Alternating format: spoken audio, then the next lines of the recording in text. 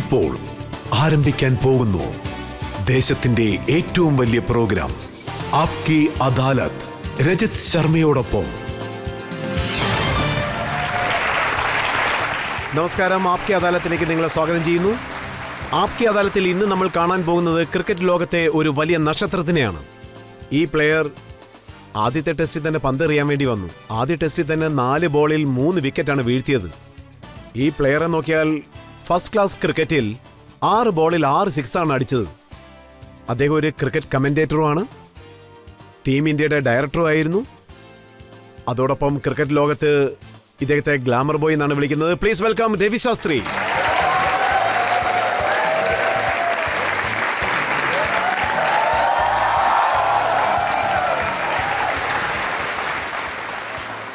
ആപ്കി അദാലത്തിലെ ഇന്നത്തെ വിചാരണയ്ക്ക് വേണ്ടി വരാൻ പോകുന്ന ജഡ്ജി പ്രസിദ്ധനായ സ്പോർട്സ് എഡിറ്റർ ജി രാജാറാമൻ.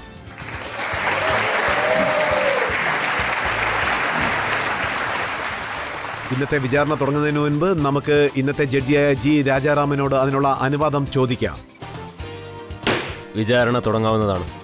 ഇന്നത്തെ വിചാരണ നമുക്ക് തുടങ്ങാം. ആപ്കി അദാലത്തിൽ രവി ശാസ്ത്രിയുടെ മേലുള്ള ആദ്യത്തെ കുറ്റാരോപണം എന്താണെന്ന് നോക്കാം. ആപ്കി അദാലത്തിൽ രവി ശാസ്ത്രിയുടെ മേലുള്ള കുറ്റാരോപണം എന്താണെന്ന് വെച്ചാൽ ഇദ്ദേഹം ഒരു അഹങ്കാരിയാണ് എന്നുള്ളതാണ്. രവി, ഞാൻ താങ്കളുടെ ക്രിക്കറ്റ് റെക്കോർഡൊക്കെ ഒന്ന് നോക്കി. 23-ാമത്തെ വയസ്സിൽ താങ്കൾ ചാമ്പ്യൻ ഓഫ് ചാമ്പ്യൻ ആയിരിക്കുന്നു. 24-ാമത്തെ വയസ്സിൽ 200 റണ്ണും 100 വിക്കറ്റും എടുത്തിരിക്കുന്നു. അതൊരു അത്ഭുതകരമായ റെക്കോർഡാണ്. പക്ഷേ രവിശാസ്ത്രി ഗ്രൗണ്ടിലേക്ക് ഇറങ്ങുകയാണെങ്കിൽ ജനങ്ങൾ രവിശാസ്ത്രി ഗോ ബാക്ക് എന്ന് പറയാറുണ്ട്. അതിന്റെ കാരണം എന്നെ സംബന്ധിച്ചിടത്തോളം ജനങ്ങൾക്കിടയിലേക്ക് ഞാൻ വരുമ്പോൾ എന്നെ അരകനെ പോലെ തോന്നും. എൻ്റെ ബോഡി ലാംഗ്വേജ് അങ്ങനെയാണ്. ഞാൻ വളരെ സെൽഫ് കോൺഫിഡൻസ് ഉള്ള ആളാണ് എൻ്റെ എബിലിറ്റിയിൽ. തന്നെയുമല്ല, എന്നെ സംബന്ധിച്ചിടത്തോളം ക്രിക്കറ്റ് ഒരു സീരിയസ് ആയ ഗെയിമാണ്.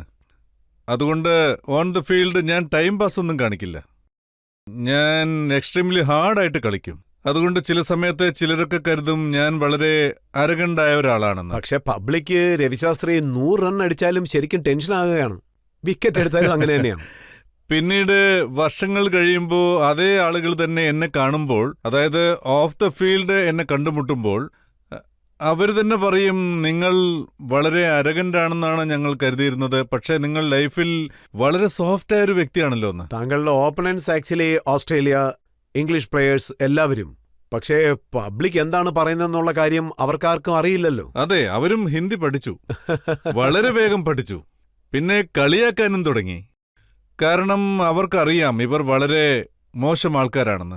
അതായത് ക്രൗഡ് അത്രത്തോളം ബഹളം വെക്കുമായിരുന്നു. ഞാനും കേട്ടിരുന്നു. ആക്ച്വലി ജനങ്ങൾ താങ്കളോട് ഗോ ബാക്ക് എന്ന് പറയുമ്പോൾ താങ്കൾക്ക് ഹായ് ഹായ് എന്ന് പറയുന്നോട് തോന്നുന്നു. അതെ അതെ, അത് പിന്നീടായിരുന്നു.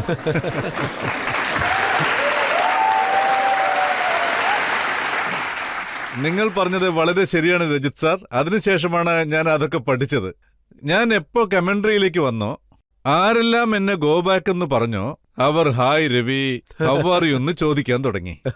നിങ്ങൾ പറഞ്ഞ പോലെ തന്നെ ഞാൻ പിന്നീടാണ് അതിനെക്കുറിച്ച് ആലോചിച്ചത്. പണ്ട് അവരിങ്ങനെ പറയുമ്പോൾ തന്നെ ഞാൻ ഹായ് ഹായ് എന്ന് പറയണമായിരുന്നു. ഹലോ, ഹായ്, നമസ്കാരം. അപ്പൊ എല്ലാവർക്കും ഹാപ്പി ആയേനെ.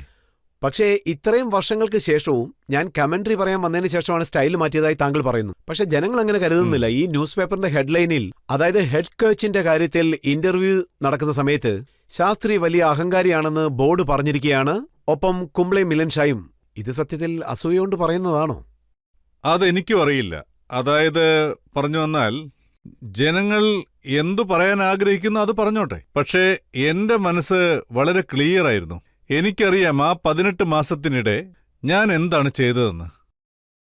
സത്യസന്ധമായി, വിശ്വാസത്തോടെ നമ്മുടെ നാടിനു വേണ്ടി പ്രവർത്തിച്ചു. അതിന്റെ റിസൾട്ട് എന്താണെന്ന് എല്ലാവർക്കും അറിയാം.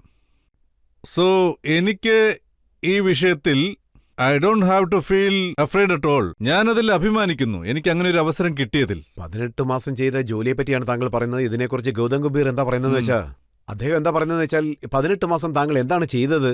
ബംഗ്ലാദേശിനോടൊപ്പം സീരീസ് തോറ്റു, സൗത്ത് ആഫ്രിക്കയിലും പോയി തോൽക്കേണ്ടി വന്നു. താങ്കൾ ഹീറോ ആയിട്ടിരിക്കുമ്പോൾ ഞങ്ങൾ പോയി തോൽക്കേണ്ടി വന്നു. നമ്മുടെ ഹ്യൂമൻ ബീയിങ് ഗൗതം ഗംഭീർ ഒരുപാട് മാച്ച് കളിച്ചിട്ടുണ്ട്. അദ്ദേഹത്തിന് അറിയാം എല്ലാ മാച്ചിലും സെഞ്ചുറി അടിക്കാൻ കഴിയില്ലെന്ന്. അദ്ദേഹത്തിന്റെ സീറോസും നമുക്ക് എണ്ണി പറയാൻ പറ്റും എത്ര എണ്ണം ഉണ്ടെന്ന്, അല്ലേ?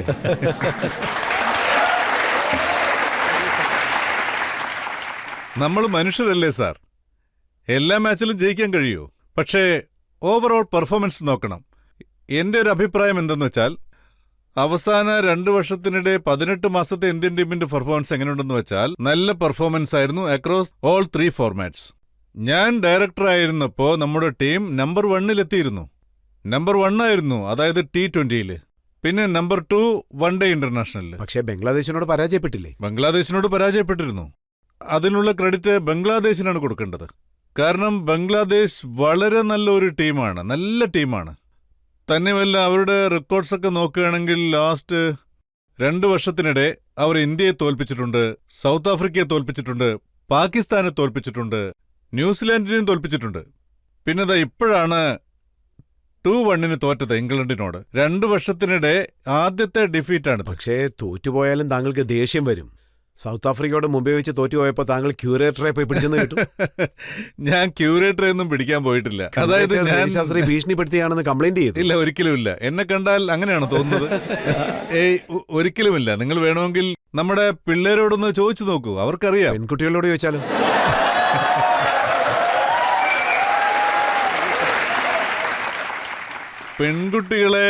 പെൺകുട്ടികളുടെ പുറകെ നമ്മൾ പോവരുത്. ആ ഭാഗത്തേക്ക് നമ്മൾ പോവരുത്.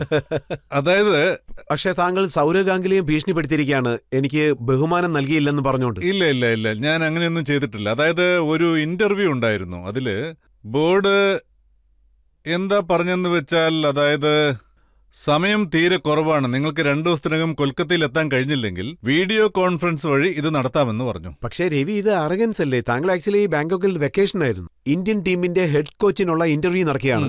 അപ്പൊ ഞാൻ ഇവിടുന്ന് ഇന്റർവ്യൂ തരാന്ന് പറയുന്നതൊക്കെ അഹങ്കാരം പിടിച്ച കാര്യമല്ല. അല്ല, ഇത് ഓൾറെഡി പ്ലാൻഡ് ആയിരുന്നു. ഞാൻ ഓൾറെഡി അവിടെ ഉണ്ടായിരുന്നു.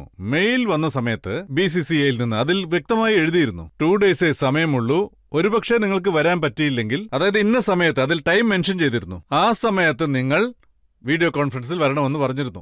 സച്ചിൻ ഉണ്ടായിരുന്നു വീഡിയോ കോൺഫറൻസിൽ, VVS ലക്ഷ്മൺ, പിന്നെ സഞ്ജയ് ജഗ്ദാലിയാജി, അവരൊക്കെ ഉണ്ടായിരുന്നു. ഞാനെന്ത് പറഞ്ഞെന്ന് വെച്ചാൽ, അതിലങ്ങനെ എഴുതിയിട്ടുണ്ടെങ്കിൽ അതിന് ഞാൻ തെറ്റൊന്നും ചെയ്തിട്ടില്ല. ഞാൻ എന്തുകൊണ്ടാണ് ഫീൽ ചെയ്തതെന്ന് വെച്ചാൽ, സച്ചിൻ ഇതിനു വേണ്ടി 6 മണിക്കൂർ 7 മണിക്കൂർ വെയിറ്റ് ചെയ്തുകൊണ്ടിരുന്നു വീഡിയോ കോൺഫറൻസിന് വേണ്ടി.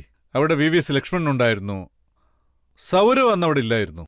അന്ന് എനിക്ക് ശരിക്കും വിഷമമായി, ഞാൻ ഡിസപ്പോയിന്റഡ് ആയി. എനിക്ക് ആ സെലക്ഷനെ കുറിച്ച് വിഷമമേ ഇല്ലായിരുന്നു. എല്ലാവരും നല്ല ക്രിക്കറ്റേഴ്സാണ്, ആരെ സെലക്ട് ചെയ്യണം ആരെ ചെയ്യണ്ടെന്ന് അവർക്ക് നന്നായിട്ട് അറിയാം. ഞാനും അതുമായിട്ട് ഒരു ബന്ധവുമില്ല. ഞാൻ എന്തിനാണ് ഡിസപ്പോയിന്റഡ് ആയെന്ന് വെച്ചാൽ, ഒരു വ്യക്തി 18 മാസം 20 മാസം സത്യസന്ധമായി പ്രവർത്തിച്ചിട്ടുണ്ട് കൺട്രിക്ക് വേണ്ടി. ഇതൊരു സെലക്ഷൻ പ്രോസസ്സാണ്. അറ്റ്ലീസ്റ്റ് കുറച്ചെങ്കിലും ബഹുമാനം വേണം. പൊതുവെ പറയാറുണ്ട് സൗരവ് ഗാംഗുലി വലിയ ആളാണ്, മുട്ടാൻ പോകരുതെന്ന്. പക്ഷേ താങ്കൾ അദ്ദേഹത്തോട് മുട്ടാൻ പോയി. അതൊന്നും എന്നോട് നടക്കില്ല. അതുപോലെ പലരെയും ഞാൻ കണ്ടിട്ടുണ്ട്. പക്ഷെ ഒരു ഇംപ്രഷൻ ഉണ്ട്. ആക്ച്വലി അനിൽ കുംബ്ലെ എന്തുകൊണ്ട് സെലക്ട് ചെയ്തെന്ന് വെച്ചാൽ, അദ്ദേഹം വളരെ സിമ്പിളാണ്, എല്ലാവരോടും വളരെ നന്നായിട്ട് സഹകരിക്കുന്ന വ്യക്തിയാണ്. പക്ഷേ രവി ശാസ്ത്രി അദ്ദേഹത്തിന്റെ സ്വന്തം ലോകത്താണ് ജീവിക്കുന്നത്. അല്ലല്ല, പലരും അങ്ങനെ പറയും. പിന്നെ ജനങ്ങൾ അവർക്ക് എന്ത് തോന്നുന്നു അത് പറയും. അതിൽ ഞാൻ ആക്ച്വലി അതായത് താങ്കളുടെ ഒരു ലോകത്ത് ജീവിക്കുന്നതായിട്ടാണ് പറയുന്നത്. അങ്ങനെ വേണമെങ്കിൽ പറയാം. പക്ഷേ ഞാൻ ഒരു കാര്യം പറയാം, അതുകൊണ്ടാണ് ഞാൻ ടെസ്റ്റിൽ 1-ാമനായിരുന്നത്. നമ്പർ 1 ആയിരുന്നു T20-യിൽ, പിന്നെ നമ്പർ 2 ആയിരുന്നു എന്റെ വൺ ഡേ ഗെയിമിൽ. കാരണം ഞാൻ എന്റെ ലോകത്തായിരുന്നു. സൗരവ് ഗാംഗുലിക്കും താങ്കൾക്കും എന്താണ് വഴക്ക്? വഴക്കൊന്നുമില്ല, അദ്ദേഹം ദാദയാണ്, ദാദ. അതായത് സൗരവ് എന്റെ ജൂനിയറാണ്. ഞാൻ വെസ്റ്റ് സോണിന് വേണ്ടി കളിക്കുന്ന സമയത്ത് അപ്പോൾ അദ്ദേഹം ഈസ്റ്റ് സോണിന് വേണ്ടി കളിക്കുകയായിരുന്നു. ഞാൻ ടാറ്റാസിൽ ജോലി ചെയ്യായിരുന്നു. ടാറ്റാസിന്റെ ക്യാപ്റ്റനായിരുന്നു ഞാൻ. എനിക്ക് അദ്ദേഹത്തിന്റെ ബാറ്റിംഗ് വളരെ ഇഷ്ടമായിരുന്നു. അദ്ദേഹത്തിന്റെ എബിലിറ്റി കണ്ട് ഞാൻ ടാറ്റാസിലേക്ക് അദ്ദേഹത്തെ എടുക്കാൻ പറഞ്ഞു, ടാറ്റാസ് ടീമിലേക്ക്. അദ്ദേഹം ഇപ്പോഴും ടാറ്റാസ് ടീമിലുണ്ട്. അപ്പോൾ സൗരവ് എന്തുകൊണ്ടാണ് ഇന്റർവ്യൂവിന്റെ പകുതിയിൽ എഴുന്നേറ്റ് പോയത്? അത് നിങ്ങൾ സൗരവിനോട് തന്നെ ചോദിക്കണം.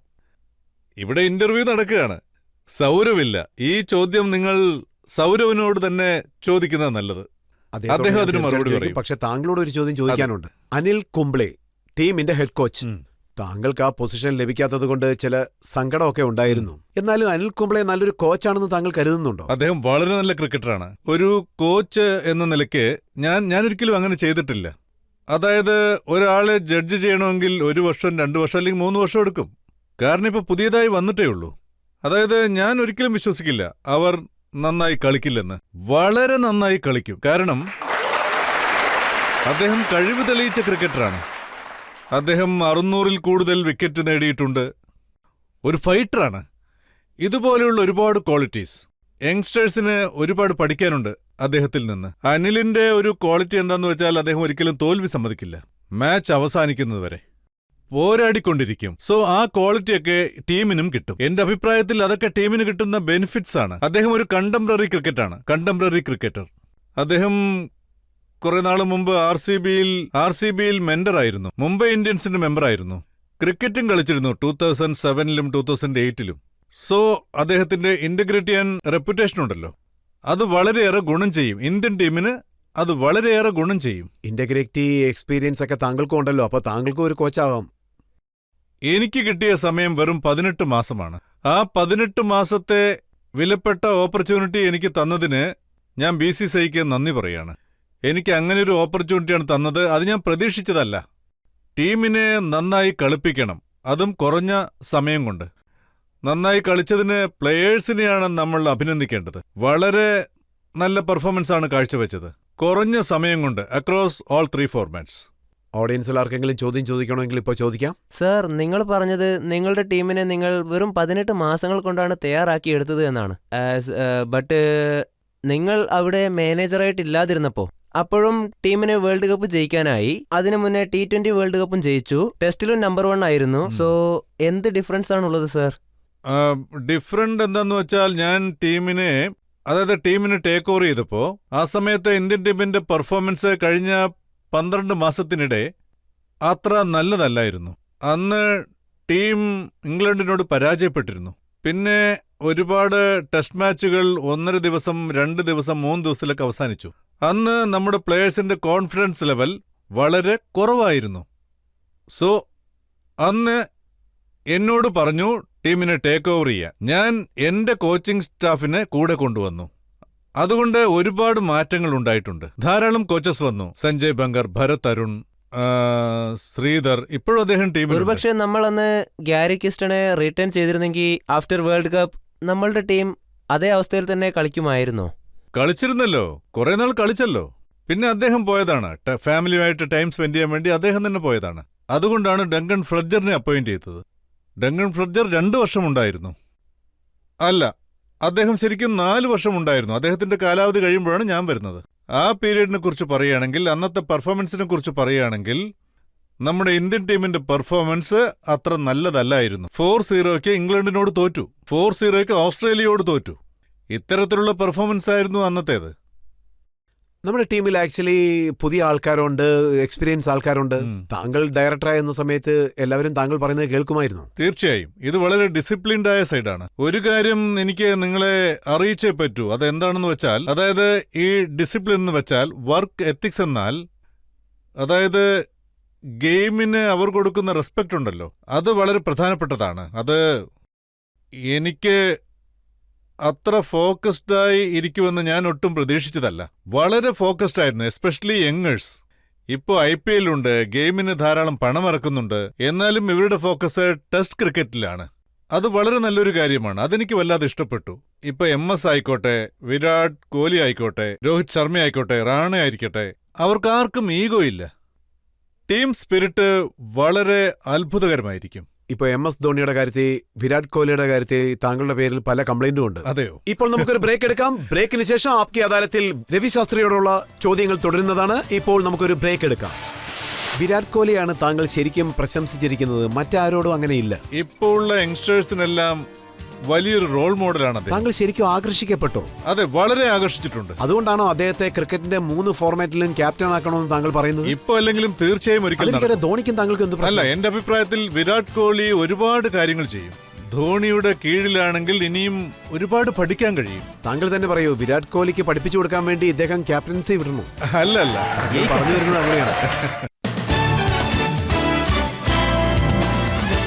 Welcome back.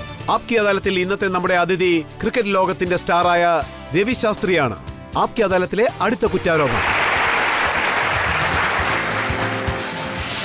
ആപ്കി അദാലത്തിൽ രവി ശാസ്ത്രിയുടെ മേലുള്ള കുറ്റാരോപണം ഇദ്ദേഹം പക്ഷാഭേദം കാണിക്കുന്നു എന്നുള്ളതാണ്. രവി, 35 വർഷമായിട്ട് താങ്കൾ ക്രിക്കറ്റിലുണ്ട്. ബാറ്റിംഗിൽ, ബോളിംഗിൽ, കമന്ററി ബോക്സിൽ, ടീം ഡയറക്ടറായിട്ടും പ്രവർത്തിച്ചു. പക്ഷേ വിരാട് കോഹ്ലിയെ പ്രശംസിച്ച അത്രയും താങ്കൾ മറ്റാരെയും പ്രശംസിച്ചിട്ടേയില്ല. താങ്കൾ എപ്പോഴും അദ്ദേഹത്തെ അത്ഭുത മനുഷ്യൻ എന്നാണ് പറയുന്നത്. കോഹ്ലിക്ക് നല്ല ആകാംക്ഷയുണ്ട്, ബോഡി ലാംഗ്വേജ് വളരെ നന്നായിട്ടുണ്ട്, വേൾഡ് ക്ലാസ് ഇന്നിംഗ്സ് കളിക്കുന്നുണ്ട്, എപ്പോഴും നന്നായിട്ട് സ്കോർ ചെയ്യാൻ ആഗ്രഹിക്കുന്നു. അദ്ദേഹം വലിയൊരു ഫൈറ്ററാണ്. കോഹ്ലി ഇല്ലെങ്കിൽ ഒന്നുമില്ലെന്നാണോ? രജിത് സാർ, നിങ്ങൾ പറഞ്ഞ ഓരോ കാര്യങ്ങളും, അതായത് ഞാൻ പറഞ്ഞതിൽ എന്തെങ്കിലും തെറ്റുണ്ടോ?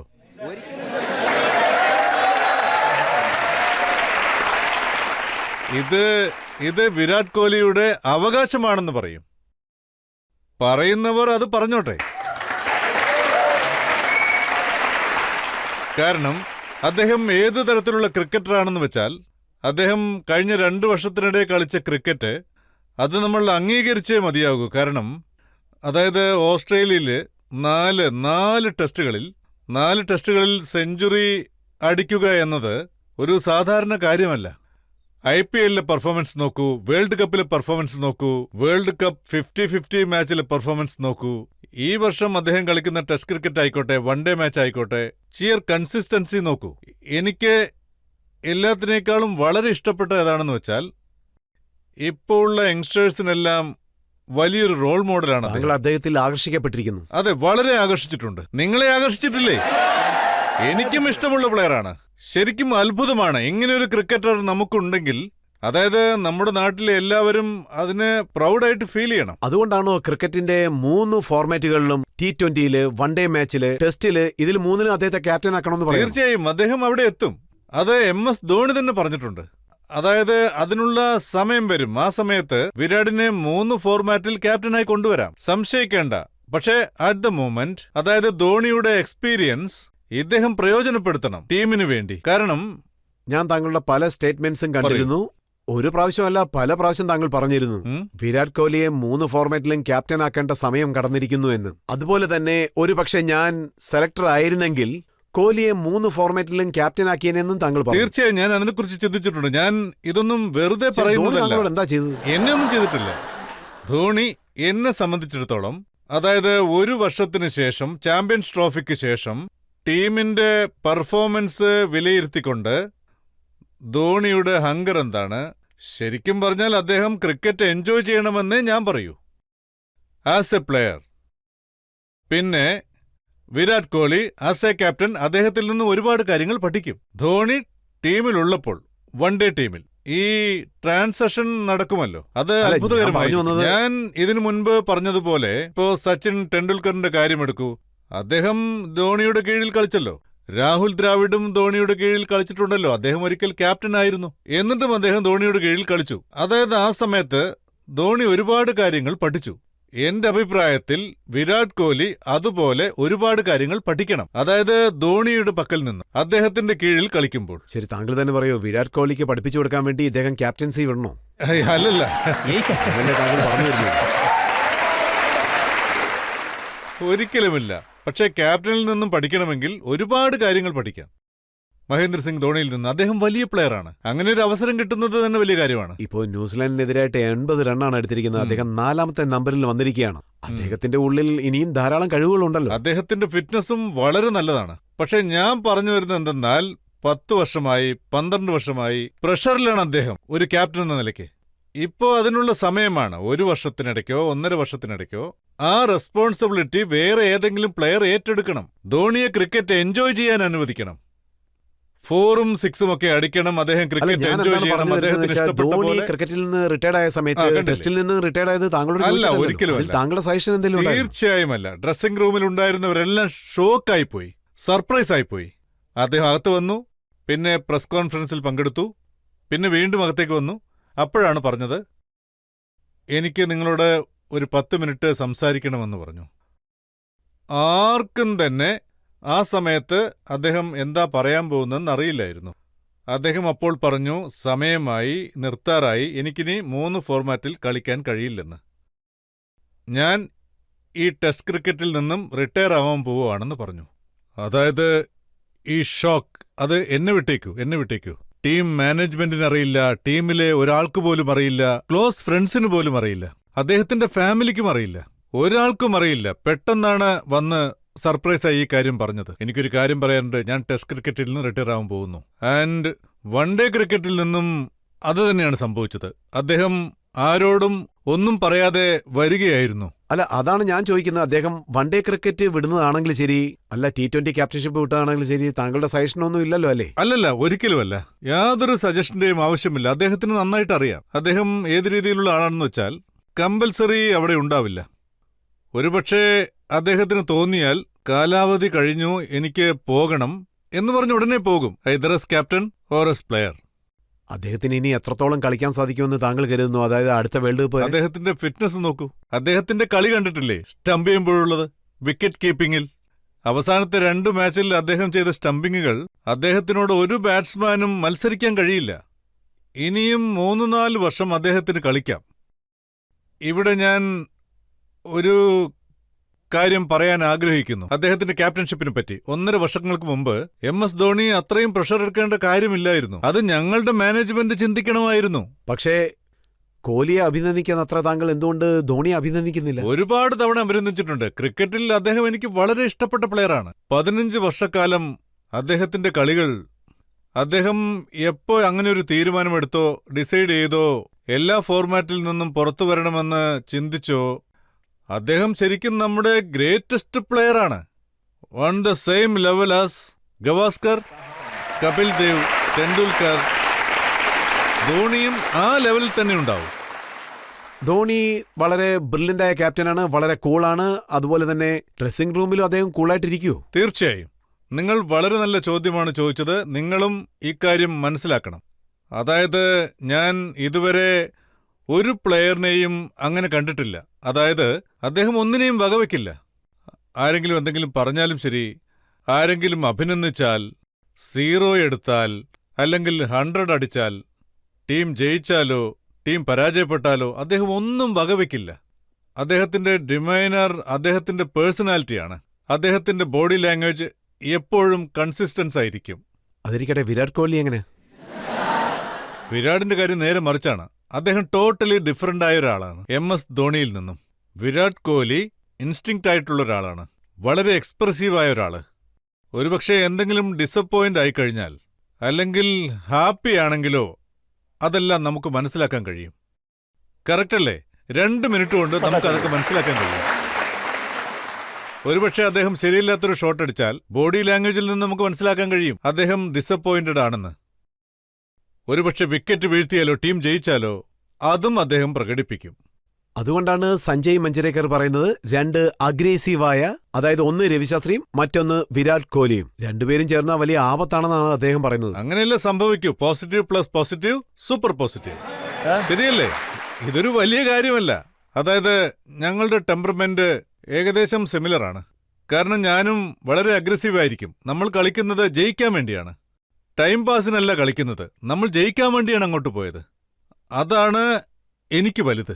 യുനോ, അതാണ് പ്ലേ വിത്തിൻ ദ റൂൾസ്. കളിക്കണം, കളി മുന്നോട്ട് കൊണ്ടുപോകണം, അവസാനം വിജയിക്കണം. പലരും പറയുന്നത് എന്താണെന്ന് വെച്ചാൽ കോഹ്ലി വളരെയധികം അഗ്രസീവാണ്, അത്രത്തോളം അഗ്രസീവിന്റെ ആവശ്യമില്ലെന്നാണ്. അതെല്ലാം സ്വയം അദ്ദേഹം തന്നെ പഠിക്കും. എവിടെയൊക്കെ ലൈൻ ഡ്രോപ്പ് ചെയ്യണം, എവിടെയൊക്കെ ബാലൻസ് മെയിൻറ്റെയിൻ ചെയ്യണം എന്നൊക്കെ. നിങ്ങൾ അദ്ദേഹത്തെ കഴിഞ്ഞ 6-7 മാസത്തിനോട് ശ്രദ്ധിച്ചിട്ടുണ്ടെങ്കിൽ നിങ്ങൾക്ക് ആ ഡിഫറൻസ് മനസ്സിലാക്കാൻ കഴിയും. അദ്ദേഹം എത്ര മെച്യൂർ ആയിട്ടുണ്ടെന്ന് ആസ് എ ക്യാപ്റ്റൻ. അദ്ദേഹം പ്രസ് കോൺഫറൻസിൽ സംസാരിക്കുന്നത്, പിന്നെ അദ്ദേഹം ഇന്റർവ്യൂ കൊടുക്കുന്നത്, അതിൽ നിന്ന് തന്നെ നമുക്ക് വ്യക്തമായി മനസ്സിലാകും അദ്ദേഹം മെച്യൂർഡായെന്ന്. ഇപ്പോൾ ന്യൂസിലൻഡിനെതിരായിട്ട് കളിക്കുമ്പോൾ അദ്ദേഹം സെഞ്ചുറി അടിച്ചിരുന്നു, പക്ഷേ പഴയ അഗ്രസീവ് ഒന്നുമില്ല. തീർച്ചയായും. നിങ്ങൾ അദ്ദേഹത്തെ ഓസ്ട്രേലിയ ടീമായിട്ട് കളിക്കാൻ വിട്ടേ, അല്ലെങ്കിൽ പാകിസ്ഥാന്റെ കൂടെ കളിക്കാൻ വിട്ടേ, എന്നിട്ട് പറയൂ.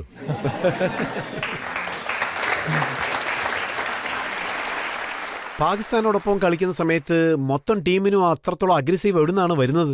അത് ഓട്ടോമാറ്റിക്കാണ്, അതിനൊന്നും പറയാൻ പറ്റില്ല. അത് തനിയെ വന്നോളും. ആരോടും ഒന്നും പറയേണ്ട കാര്യമില്ല. കാരണം ഞാനൊരു പ്ലെയറായിരുന്നപ്പോഴും എനിക്ക് ഓട്ടോമാറ്റിക്കായി വന്നിട്ടുണ്ട്. ഇപ്പോൾ ടീമിന്റെ ഡയറക്ടറായിരുന്നപ്പോൾ 3 വലിയ മാച്ച് കളിച്ചു എഗെയിൻസ്റ്റ് പാകിസ്ഥാൻ. ഒന്ന് വേൾഡ് കപ്പ്, മറ്റൊന്ന് ഏഷ്യ കപ്പ്. എന്തുമാത്രം ടെൻഷൻ ഇന്ത്യ പാകിസ്ഥാൻ മാച്ചിൽ ഉണ്ടാവുമെന്നറിയോ? വേറൊരു മാച്ചിലും അത്രയ്ക്ക് പ്രഷർ ഉണ്ടാവില്ല. രവി, താങ്കൾക്ക് വിരാട് കോഹ്ലിയെക്കുറിച്ചും അറിയാം, MS ധോണിയെക്കുറിച്ചും നന്നായിട്ട് അറിയാം, രണ്ടുപേരോടൊപ്പം പ്രവർത്തിച്ചിട്ടുണ്ട്. അവർക്ക് രണ്ടുപേർക്കും നടുക്ക് വഴക്കുണ്ടാകുന്നു. അതിന്റെ കാരണം എന്താണ്? ഒരിക്കലും അത് വഴക്കല്ല. ഇൻഫാക്ട് അത് ഈ പ്രസ്സുകാര് വഴക്കിടണമെന്ന് അവർ ആഗ്രഹിക്കും, പക്ഷെ ഒരിക്കലും അങ്ങനെ സംഭവിക്കില്ല. പരസ്പരം അവരുടെ റെസ്പെക്റ്റ് ഉണ്ടല്ലോ, അത് വളരെ ആശ്ചര്യപ്പെടുത്തും. വിരാട് കോഹ്ലി അത്രയ്ക്ക് ബഹുമാനിക്കുന്നുണ്ട് MS ധോണിയെ. അദ്ദേഹം ചിന്തിക്കുന്നു ഇദ്ദേഹം വലിയ പ്ലെയറാണ്, ഇദ്ദേഹത്തിൽ നിന്നും പലതും പഠിക്കണമെന്ന്. പഠിച്ചുകൊണ്ടിരിക്കുകയാണെന്ന് ചിന്തിക്കും. അതുപോലെ MS ധോണിക്ക് വിരാട് കോഹ്ലിയെ എങ്ങനെ ഹാൻഡിൽ ചെയ്യണമെന്ന് നന്നായിട്ട് അറിയാം. അദ്ദേഹത്തിന് എല്ലാം അറിയാം. അതായത് അദ്ദേഹം ഡെഡ്ലി പ്ലെയറാണ്, മാക്സിമം ഔട്ട്പുട്ട് അദ്ദേഹത്തിൽ നിന്നും എങ്ങനെ പുറത്തെടുക്കാം, അത് അദ്ദേഹത്തിന് വ്യക്തമായിട്ട് അറിയാം. സോ ഇതുപോലൊക്കെ കേട്ടിട്ടില്ലേ 2 ആൽഫ മെയിൽസ് ഒരേ ഡ്രസ്സിംഗ് റൂമിൽ? അവർക്ക് അങ്ങോട്ടും ഇങ്ങോട്ടുമുള്ള റെസ്പെക്റ്റ് വളരെ വലുതാണ്. അതായത് എന്റെ അനുഭവം വെച്ച് പറയുകയാണെങ്കിൽ ഇത് വളരെ നല്ലൊരു കാര്യമാണ്, വളരെ നല്ലത്. ഈ പരസ്പര നടുവിൽ ഒരു ഇംപ്രഷൻ ഉണ്ട്, പരസ്പരമുള്ള വഴക്ക്, ഇടയ്ക്കിടയ്ക്ക് അഭിപ്രായ വ്യത്യാസം ഉണ്ടാകും, പരസ്പരം മനസ്സിലാക്കാൻ ശ്രമിക്കില്ലെന്നൊക്കെ. ഇത് ഇന്ത്യൻ ക്രിക്കറ്റ് ടീമിൽ ഇടയ്ക്കിടയ്ക്ക് നടക്കുന്നതാണ്. ഞങ്ങൾ കളിക്കുന്ന സമയത്ത് കപിൽ ദേവ് ക്യാപ്റ്റൻ ആണെങ്കിൽ ആരെങ്കിലും സുനിൽ ഗവാസ്കറെ ക്യാപ്റ്റനാക്കാൻ പറയും, മറ്റു ചിലര് ബേദിയെ ക്യാപ്റ്റനാക്കാൻ പറയും, പിന്നെ ചിലർ മറ്റൊരു പേര് പറയും. അതായത് ഈ ക്യാപ്റ്റൻസിയുടെ കാര്യത്തിൽ പലരും പല അഭിപ്രായങ്ങൾ എപ്പോഴും പറഞ്ഞുകൊണ്ടേയിരിക്കും, പ്രത്യേകിച്ച് മീഡിയ. പക്ഷേ എല്ലാത്തിനേക്കാളും ഏറ്റവും വലുത് പ്ലെയേഴ്സ് എന്ത് ചിന്തിക്കുന്നു എന്നാണ്. ഈ കാര്യം ഇവിടെ പറയാതിരിക്കാൻ വയ്യ. പ്ലെയേഴ്സ് പരസ്പരം ബഹുമാനിക്കുക എന്നത് വലിയൊരു കാര്യമാണ്. റെസ്പെക്റ്റ് ഒക്കെ ഓക്കെയാണ്, പക്ഷേ വഴക്കുണ്ടാകാറില്ല. ഒരിക്കലുമില്ല. വഴക്കിടുകയില്ല. വിരാട് കോഹ്ലിക്കും ധോണിക്കും നടുവിൽ വഴക്കുകളൊന്നുമില്ലെന്ന് താങ്കൾ പബ്ലിക്കിനോട് പറഞ്ഞത് വളരെ നന്നായി. രണ്ടുപേരും വളരെ പോപ്പുലറാണ്, ജനങ്ങൾക്ക് അവരെ ഇഷ്ടമാണ്. ധോണിയെക്കുറിച്ചും വിരാട് കോഹ്ലിയെക്കുറിച്ചും ആർക്കെങ്കിലും ചോദ്യം ചോദിക്കാനുണ്ടോ? സർ, താങ്കളുടെ സമയത്ത് വളരെ നന്നായിട്ടാണ് താങ്കൾ കളിച്ചത്. വളരെ നന്നായി കളിച്ചിരുന്നു, ഇന്റർനാഷണലിലും കളിച്ചു. സ്പോർട്സ്മാൻമാരെ അവരുടെ പെർഫോമൻസ് വെച്ചാണ് വിലയിരുത്താറുള്ളത്. സോ ഇപ്പോഴുള്ള വിരാട് കോഹ്ലിക്ക് താങ്കളുടെ ശൈലിയാണ് കൂടുതലായിട്ടുള്ളത്. ഈ ഷോ മൂലം അദ്ദേഹത്തിന് എന്തെങ്കിലും മെസ്സേജ് കൊടുക്കാൻ താങ്കൾ ആഗ്രഹിക്കുന്നുണ്ടോ? അതായത് ഞാനിപ്പോൾ മെസ്സേജ് ഒന്നും തരേണ്ട കാര്യമില്ല. നിങ്ങൾ ഓരോ ദിവസവും വിരാടിനെ കാണുമ്പോൾ, അതായത് അദ്ദേഹത്തിന്റെ ഫോക്കസ് ഉണ്ടല്ലോ, അദ്ദേഹത്തിന്റെ എത്തിക്സ്, പിന്നെ അദ്ദേഹത്തിന്റെ പ്രിപ്പറേഷൻ, ഓരോ ഗെയിമിനു വേണ്ടിയും അത് കാണേണ്ട ഒരു കാര്യമാണ്. കാരണം അദ്ദേഹം കഴിഞ്ഞ ഗെയിമിലെ കളി അത് പുറകിലോട്ട് തള്ളിക്കളയും. അതായത് ലാസ്റ്റ് ഗെയിമിൽ അദ്ദേഹം 150 റൺ എടുത്തിട്ടുണ്ടാവും. അതേപോലെ തന്നെ അടുത്ത ഗെയിമിൽ ബാറ്റിംഗ് ചെയ്യാൻ വന്നപ്പോൾ കഴിഞ്ഞതെല്ലാം അദ്ദേഹം മറന്നു. അദ്ദേഹത്തിന്റെ ഫോക്കസ്, തുടക്കത്തിൽ അദ്ദേഹത്തിന്റെ ഡിസിപ്ലിൻ, അതെല്ലാം നമ്മൾ കാണണം. അദ്ദേഹത്തിന്റെ പ്രിപ്പറേഷൻ എങ്ങനെയാണെന്ന് വെച്ചാൽ നമ്മൾ വീണ്ടും തുടങ്ങണമെന്ന് അദ്ദേഹത്തിന് അറിയാം, സീറോയിൽ നിന്ന്. അത് ലോങ് ലാസ്റ്റിംഗ് ആയിരിക്കണം. അദ്ദേഹത്തിന്റെ വർക്ക് എത്തിക്സ് അഭിനന്ദനം അർഹിക്കുന്നു. അത് പറഞ്ഞറിയിക്കേണ്ട കാര്യമില്ല. ഒരിക്കൽ താങ്കൾ പറഞ്ഞിരുന്നു, അതായത് പലരും താങ്കളോട് പറയാറുണ്ട് ധോണി റിട്ടയർഡ് ആയെങ്കിൽ നന്നായിരിക്കുമെന്ന്. ഉള്ളതാണോ? ഞാൻ 3-4 വർഷമായിട്ട് വായിക്കുന്നതാണ്. അദ്ദേഹം ഒരു കളിയിൽ റൺ അടിച്ചില്ലെങ്കിൽ അപ്പോൾ എല്ലാവരും എന്താണ് പറയുക? അദ്ദേഹം റണ്ണെടുത്തില്ലെങ്കിൽ അദ്ദേഹത്തെ പുറത്തു നിർത്തൂ, മാറ്റി നിർത്തൂ. ധോണി അവിടെ ഇരിക്കട്ടെ, അദ്ദേഹത്തിനൊരു നല്ല കട്ടിൽ കൊടുക്കൂ, എന്നിട്ട് അദ്ദേഹത്തോട് കിടന്നുറങ്ങാൻ പറയൂ എന്ന് പറയുന്നു. എല്ലാവരും ഒന്ന് മനസ്സിലാക്കണം, എങ്ങനെയുള്ള ഒരു പ്ലെയറിനെ കുറിച്ചാണ് നിങ്ങൾ ഇങ്ങനെയൊക്കെ പറയുന്നത്? ധോണി നമ്മുടെ രാജ്യത്തിന് നേടിത്തന്നത്, നിങ്ങൾ കാലത്തെഴുന്നേറ്റ് നിങ്ങളുടെ മുഖം കണ്ണാടിയിൽ നോക്കണം. നിങ്ങൾ അതിലൊരു ചെറിയ അംശമെങ്കിലും നാടിനു വേണ്ടി ചെയ്തിട്ടുണ്ടോ? നിങ്ങൾ അങ്ങനെ ചിന്തിക്കണം.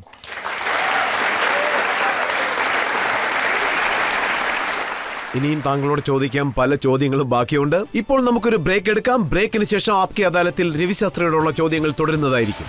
രാത്രി 2 മണി വരെ നൈറ്റ് ക്ലബ്ബിൽ ഇരുന്നിട്ട് രാവിലെ വീണ്ടും ബാറ്റിംഗ് കൊണ്ട് പോയിട്ട് വീണ്ടും നൈറ്റ് ക്ലബ്ബിലേക്ക് പോയിരിക്കുക. അത് ഞാൻ കള്ളം പറയില്ല, ഒരിക്കൽ അല്ല 2 തവണ.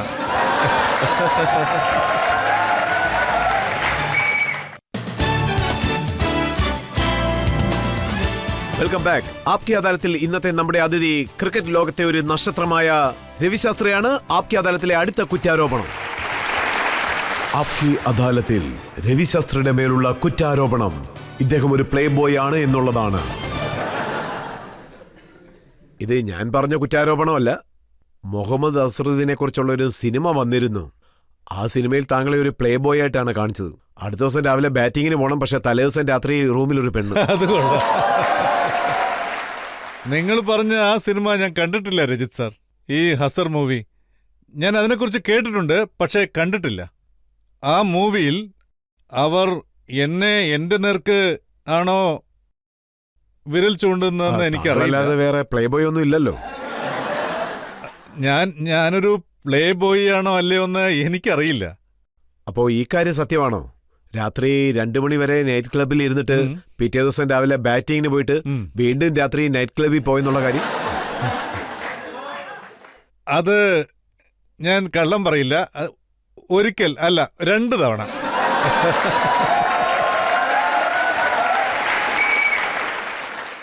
അതായത് കൽക്കത്തയിൽ ഒരു മാച്ച് ഉണ്ടായിരുന്നു. ഞാൻ 5 ദിവസം അവിടെ ബാറ്റ് ചെയ്തിരുന്നു. അതൊരു ടെസ്റ്റ് മാച്ചാണ്. ആ ടെസ്റ്റ് മാച്ച് 31-ാം തീയതിയാണ് തുടങ്ങിയത്. ന്യൂ ഇയർ സമയത്ത് ആരെങ്കിലും ടെസ്റ്റ് മാച്ച് കളിക്കും? പക്ഷേ ഇന്ത്യ കളിച്ചു. അന്ന് ഞാൻ ബാറ്റ് ചെയ്യുമായിരുന്നു. അതായത് ഒരു 25-26 എടുത്തു കാണും.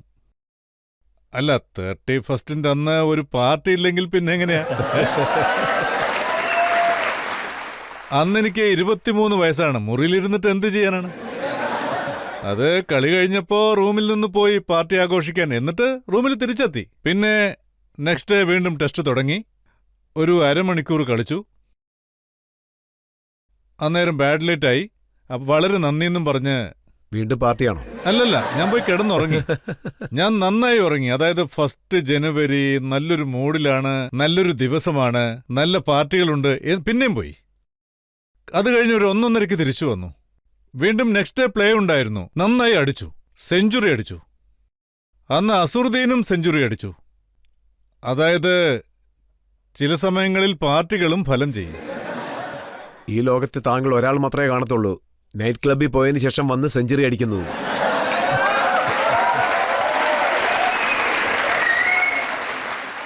ഞാനത് സമ്മതിക്കുന്നു. ഞാൻ പോയിട്ടുണ്ട്. അങ്ങനെ പോയിട്ടുള്ള പ്ലെയർ ഞാൻ മാത്രമാണെന്ന് ഞാൻ പറയില്ല.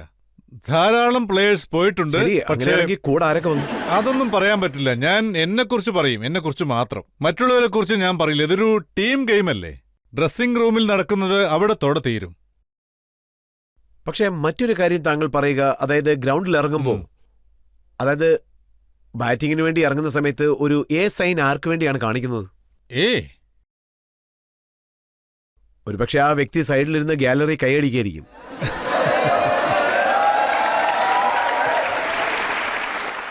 നിങ്ങൾ ആരെക്കുറിച്ചാണ് ഈ പറയുന്നത്? അനിതയെക്കുറിച്ചാണോ അമൃതയെക്കുറിച്ചാണോ? ആരെക്കുറിച്ചാന്ന് മനസ്സിലായില്ല. വെച്ച എത്ര പേരുണ്ട്? എന്റെ മകളുടെ പേര് അലേക്ക എന്നാണ്. ആ സമയത്ത് മോള് ജനിച്ചില്ല. ഇല്ലില്ല, അന്ന് മോളില്ല. ഇല്ല. ആ സമയത്ത് ഗാബ്രിലിയ സബാത്യ എന്നുള്ള പേരൊക്കെ ഞാൻ കേട്ടിരുന്നു. ആ സമയത്ത് ഞാനും കേട്ടിട്ടുണ്ട്. പേരൊക്കെ എങ്ങനെയാ വരികയെന്ന് വെച്ചാ, അതായത് ഓരോ ആഴ്ചയും പുതിയ പുതിയ പേരുകൾ വരും. പക്ഷെ ഞാൻ ഒരിക്കലും കംപ്ലൈന്റ് ചെയ്തിട്ടില്ല. പോരട്ടെ, വന്നോട്ടെ എന്ന് കരുതും. അക്കാലത്ത് വെറും പേരുകൾ മാത്രമല്ല വന്നത്. അന്ന് 1986 വന്ന ഒരു സിനിബ്രിക് മാഗസിൻ, അത് എന്റെ പക്കലുണ്ട്. അതിൽ താങ്കളുടെ ഫോട്ടോ പ്രിന്റ് ആയിരുന്നു അമൃതയോടൊപ്പം. അത് അവര് എന്റെ ഫ്രണ്ടാണ്. അതെയോ? അതുപോലെ ഏതെങ്കിലും ഒരു ഫോട്ടോ എടുത്തു കാണും കാണുന്നവര്. അതിൽ അവർ കവർ സ്റ്റോറി എഴുതിയിരിക്കുകയാണ്, ലവ് ടെസ്റ്റ് ബോയ് രവിശാസ്ത്രി. അവരല്ലേ പറഞ്ഞത്, ഞാൻ പറഞ്ഞിട്ടില്ലല്ലോ. പിന്നെ എനിക്കെങ്ങനെ അറിയാനാ? അങ്ങനെയാണെങ്കിൽ സത്യാവസ്ഥ എന്താണെന്നങ്ങ് പറഞ്ഞേക്ക്. അതൊക്കെ ഒരുപാട് മുൻപ് നടന്നതാണ്, വർഷങ്ങൾക്ക് മുമ്പ് സംഭവിച്ചത്. പക്ഷേ ഇപ്പോഴും താങ്കളുടെ ശീലങ്ങളൊന്നും മാറിയിട്ടില്ലെന്നാണ് കേട്ടത്. അല്ല, അതായത് ഒരു തവണ മുദ്ര കുത്തിക്കഴിഞ്ഞാൽ ആ മുദ്രയിൽ നിന്ന് രക്ഷപ്പെടാൻ ഒരുപാട് ബുദ്ധിമുട്ടാണ്. ഞാൻ ഇതൊന്നും തെറ്റാണെന്ന് പറയില്ല. അതായത് കുരങ്ങന് എത്ര പ്രായമായാലും അത് ചാടിക്കളിക്കുന്നത് നിർത്തില്ലല്ലോ.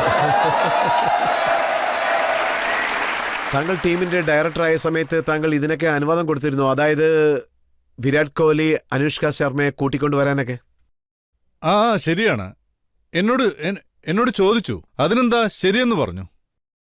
ഒരു വ്യക്തിയുടെ ഫോക്കസ് അല്ലെങ്കിൽ കോൺസെൻട്രേഷൻ മാറാത്തിടത്തോളം.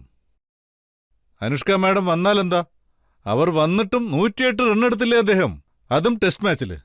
അദ്ദേഹം 0-ൽ ഔട്ടായിരുന്നെങ്കിൽ അപ്പോൾ പറയും കോൺസെൻട്രേഷൻ പോയതുകൊണ്ടാണെന്ന്. എപ്പോഴെങ്കിലും അദ്ദേഹം ഡെക്കിൽ ഔട്ടാവുകയാണെങ്കിൽ അതിന് കാരണം അനുഷ്ക ശർമ്മയാണെന്ന് പറയും. അതല്ല, പറയുന്നവരെ എന്തെങ്കിലുമൊക്കെ പറഞ്ഞുകൊണ്ടേയിരിക്കും. ഇപ്പൊ 170 അടിച്ചാൽ പോലും, അല്ല 180 അടിച്ചാലും 190 അടിച്ചാലും ആരും ഒന്നും പറയില്ല. എന്റെ അഭിപ്രായത്തിൽ അത് ശരിയല്ല. ഈ ഡേ ആൻഡ് ഏജിൽ ഈ ഡേ ആൻഡ് ഏജിൽ, അതായത് ഏതെങ്കിലും പ്ലേയേഴ്സിന് ടൈംസ് കമ്പനി ആവശ്യമാണെങ്കിൽ, കാരണം പ്രഷർ അത്രയ്ക്കുണ്ടാവും, അവർ കൂടുതൽ സമയവും വീട്ടിൽ നിന്നും പുറത്തായിരിക്കും. ഗെയിമിൽ 3 ഫോർമാറ്റ്സ് ഉണ്ട്. ഞങ്ങൾ വൺ ഡേ ക്രിക്കറ്റ് കളിക്കുന്ന സമയത്ത് അപ്പോഴാണ് ജസ്റ്റ് ആരംഭിച്ചത്, ടെസ്റ്റ് മാച്ച്. പക്ഷേ ഇത്രയൊന്നും ക്രിക്കറ്റ് ഇല്ല. അതായത് എന്റെ അഭിപ്രായത്തിൽ അങ്ങനൊരു ആവശ്യം വരികയാണെങ്കിൽ വൈഫിന്റെ കൂടെ ട്രാവൽ ചെയ്യണം, ഗേൾഫ്രണ്ടിന്റെ കൂടെ ട്രാവൽ ചെയ്യണം. ഈ സമയത്ത് അതൊക്കെ വേണം. വൈഫിന്റെ കൂടെ ട്രാവൽ ചെയ്യാം, പക്ഷെ ഗേൾ ഫ്രണ്ട് എന്തിനാ? അല്ല, കല്യാണം കഴിയാത്തവർ ഗേൾഫ്രണ്ട് ഉണ്ടെങ്കിൽ തീർച്ചയായും കൂട്ടിക്കൊണ്ടുവരാം, അതിൽ തെറ്റില്ല. രവിശാസ്ത്രിക്ക് മാത്രമേ ഇങ്ങനെ സംസാരിക്കാൻ പറ്റൂ, വേറെ ആരെ കൊണ്ടും പറ്റില്ല.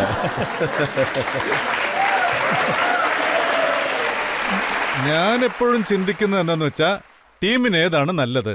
അതായത് എനിക്ക് തോന്നിയത് അനുഷ്ക മാഡം വന്നപ്പോൾ വിരാട് കോഹ്ലി നന്നായി ബാറ്റ് ചെയ്തു. സോ എനിക്കെന്താണ് വലുത്? ടീമിന്റെ പെർഫോമൻസ് അല്ലേ. അദ്ദേഹം ഒരു 160, 170 അടിക്കുമ്പോൾ പിന്നെന്താണ് പ്രശ്നം? മറ്റുള്ള കാര്യങ്ങളെല്ലാം താങ്കൾ പിന്നെ ചെയ്യുന്നത് നെക്സ്റ്റ് ടെസ്റ്റിൽ വീണ്ടും 100. മെൽബണിൽ സെഞ്ചുറി അടിച്ചു, സിഡ്നിയിലും സെഞ്ചുറി അടിച്ചു. ഇപ്പോഴാണ് പബ്ലിക്കിന് മനസ്സിലായത്, അതായത് അനുഷ്ക ശർമ്മ വന്നതിന് ശേഷമാണ് അദ്ദേഹത്തിന്റെ പെർഫോമൻസ് ഒന്നുകൂടി കൂടിയതെന്ന്. വിരാട് കോഹ്ലി പ്രൊഫഷണലാണ്. അദ്ദേഹത്തിന്റെ വർക്ക് എത്തിക്സ് എന്താണെന്ന് അദ്ദേഹത്തിന് നല്ല പോലെ അറിയാം. ഗെയിമിന് മുമ്പുള്ള അദ്ദേഹത്തിന്റെ പ്രിപ്പറേഷൻസ് അത് വളരെ വലുതാണ്. അതുപോലൊന്നും ആർക്കും ചെയ്യാൻ കഴിയില്ല. അതായത് ആരുണ്ടെങ്കിലും ഇല്ലെങ്കിലും അദ്ദേഹത്തെ അത് ബാധിക്കില്ല. പക്ഷേ ദ കംഫർട്ട് ഫാക്ടർ എന്നൊന്നുണ്ട് ഒരു വ്യക്തി എന്ന നിലയ്ക്ക്. കാരണം അവർ കൂടുതൽ സമയം പുറത്താണ്, വീട്ടിൽ നിന്ന്. ചില സമയത്ത് ഇതുപോലുള്ള കമ്പാനിയൻസിന്റെ ആവശ്യം വരും. അത്രയ്ക്ക് റിലാക്സ് ആയിരിക്കണം, എങ്കിലേ ഗെയിമിൽ ഫോക്കസ് ചെയ്യാൻ പറ്റൂ. ഒരുപക്ഷെ ഫ്രണ്ട് കൂടെ ഉണ്ടെങ്കിൽ ഫിറ്റ്നസ് മെയിൻറ്റെയിൻ ചെയ്യാതെ ജിമ്മിൽ പോകാതെ. തീർച്ചയായും ഇല്ല, ഒരിക്കലുമില്ല. ഒരുപക്ഷെ അങ്ങനെയൊക്കെ സംഭവിക്കുകയാണെങ്കിൽ ഒരുപക്ഷെ either S coach, either S director, either S BCCI ഇൻഡിവിജ്വലിനെ കുറിച്ച് പറഞ്ഞേ മതിയാവൂ. ഒരുപക്ഷെ അവർ ട്രെയിനിങ്ങിൽ ശ്രദ്ധ ചെലുത്തിയില്ലെങ്കിൽ, അവരുടെ പ്രിപ്പറേഷൻസിൽ ശ്രദ്ധ ചെലുത്തിയില്ലെങ്കിലും, അവർ അങ്ങനെ ഫോക്കസ് ചെയ്തില്ലെങ്കിൽ അത് പറഞ്ഞേ പറ്റൂ. പക്ഷെ വിരാട് കോഹ്ലി ഫിറ്റ്നസിൽ ശരിക്കും ശ്രദ്ധ കൊടുക്കുന്ന ആളാണെന്ന് കേട്ടു. അതെ, അദ്ദേഹം ഫിറ്റ്നസിൽ വളരെ ശ്രദ്ധിക്കുന്നതുകൊണ്ടാണ് അദ്ദേഹത്തിന് നന്നായി പെർഫോം ചെയ്യാൻ കഴിയുന്നത്. അതൊരു കാരണം തന്നെയാണ്. പിന്നൊരു കാര്യം എന്താന്ന് വെച്ചാൽ, ടീമിലെ മറ്റു പ്ലേയേഴ്സിനെയും അദ്ദേഹം എമുലേറ്റ് ചെയ്യാൻ ആഗ്രഹിക്കുന്നു. അതും വളരെ നല്ല കാര്യമാണ്. താങ്കൾ മറ്റു പ്ലേയേഴ്സിനും ഇത് പറഞ്ഞു കൊടുക്കാറുണ്ടോ? താങ്കളുടെ ഹിസ്റ്ററി വായിക്കുന്ന സമയത്ത് GR വിശ്വനാഥ് താങ്കളെ ബിയർ കുടിക്കുന്ന സമയത്ത് പിടിച്ചെന്ന് കേട്ടു. ഞാൻ അദ്ദേഹത്തോടൊപ്പമാണ് കുടിക്കാറ്.